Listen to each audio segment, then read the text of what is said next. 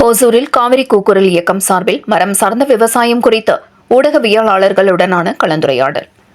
கிருஷ்ணகிரி மாவட்டம் ஹோசூரில் காவிரி கூக்குரல் இயக்கம் சார்பில் மரம் சார்ந்த விவசாயத்தின் மூலம் விவசாயிகளின் வாழ்வாதாரத்தையும் நமது கிருஷ்ணகிரி மாவட்டத்தின் பசுமை பரப்பளவையும் விரிவுபடுத்தும் செயல் திட்டம் நடைமுறைப்படுத்தப்பட நடவடிக்கைகள் மேற்கொள்ளப்பட்டு வருகின்றன. இதன் ஒரு பகுதியாக பசுமை யூடியூபர்ஸ், சமூக ஊடக பிரபலங்கள் மற்றும் ஊடகவியலாளர்களுடனான கலந்துரையாடல் நடைபெற்றது. காமராஜ் காலனி பகுதியில் தனியார் அரங்கில் நடைபெற்ற இந்த நிகழ்வில் முன்னோடி விவசாயி மற்றும் காவிரி கூக்குரல் இயக்கத்தின் மாநில கள ஒருங்கிணைப்பாளர் தமிழ்மாறன் பங்கேற்று மரம் சார்ந்த விவசாயத்தின் முக்கியத்துவம் குறித்து எடுத்துரைத்தார். முன்னதாக ஈஷா யோகா மையத்தின் தன்னார்வலரான நரசிம்மன் இந்த முன்னெடுப்பிற்கான அவசியம் குறித்து விளக்க உரை அளித்தார். இதனைத் தொடர்ந்து பேசிய தமிழ்மாறன், விவசாயிகளுக்கான நீடித்த நிலைத்த நிரந்தர விவசாயம், ஒருமுறை நடவு ஆயுள் முழுவதும் வரவு மாபெரும் கருத்தரங்கம் வரும் டிசம்பர் மாதம் 27ஆம் தேதி ஹோசூர் அதியமான் பொறியியல் கல்லூரியில் உள்ள உள் அரங்கத்தில் நடைபெற உள்ளது. இந்த நிகழ்வில் 5 தேசிய ஆராய்ச்சி நிறுவனங்கள், 4 மாநில முன்னோடி விவசாயிகள் பங்கேற்பதுடன் ஈஷா யோகா மையத்தின் தலைவர் ஜக்கி வாசுதேவ் கலந்து கொண்டு விவசாயிகளுடன் நேரடியாக கலந்துரையாட உள்ளார் என தெரிவித்தார். மேலும் பேசிய அவர், சந்தன மரம், தேக்கு மரம், மலைவேம்பு, தென்னை, ஜாதிக்காய், மிளகு உள்ளிட்ட மரங்கள் வளர்ப்பதுடன் அதற்கான நீடித்த நிலைத்த தொழில்நுட்பங்கள் குறித்தும் அன்றைய கருத்தரங்கில் விவசாயிகளுக்கு நேரடியாக விளக்கப்படும். இவ்வாறு மலங்கர் வளர்ப்பதால் மட்டுமே மண்வளத்தை காப்பாற்ற முடியும். மண்வளம் காப்பாற்றப்பட்டால் மட்டுமே மனித வளம் மேம்படும். இதனால் சந்ததிகள் பாதிப்பை தவிர்த்து இயற்கையை காப்பாற்ற முடியும். இந்த நோக்கத்திற்காக சமூக ஊடகங்களும் பங்கேற்று இதற்கான முக்கியத்துவத்தை மக்களிடையே கொண்டு சேர்க்க வேண்டும் என கேட்டுக்கொள்வதாக அவர் பேசினார்.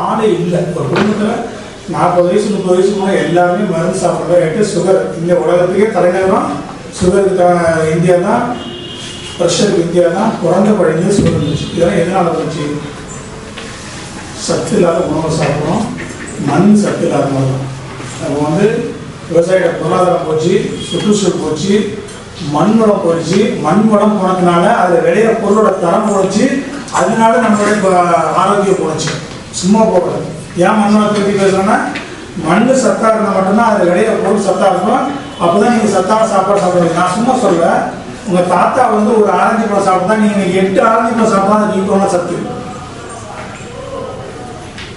நேஷனல் ஹெல்த் என்ன சொல்லுது, ஆர்கனைசேஷன் என்ன சொல்லுதுன்னா, இந்தியாவில் விளைய நீங்கள் பிஎம்ஐ சொல்கிறாங்க, நீங்கள் 160 சென்டிமீட்டர்னா 60 கிலோ வெயிட்னா 60 கிராம் ப்ரோட்டீன் சாப்பிட்ணும்னு சொல்கிறோம்.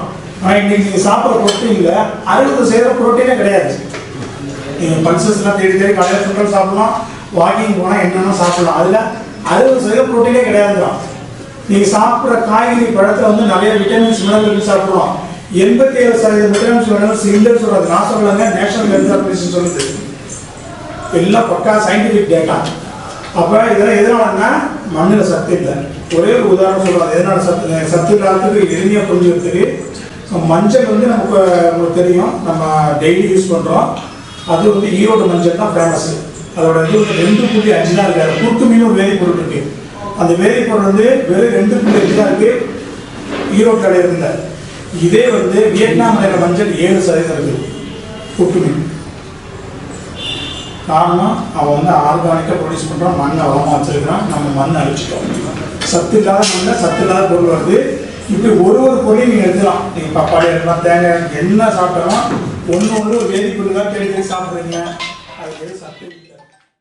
உங்கள் பகுதி செய்திகளை உடனுக்குடன் தெரிந்து கொள்ள கிறிஸ் டிவி தமிழ் சேனலை சப்ஸ்கிரைப் செய்யுங்க, லைக் பண்ணுங்க, ஷேர் பண்ணுங்க.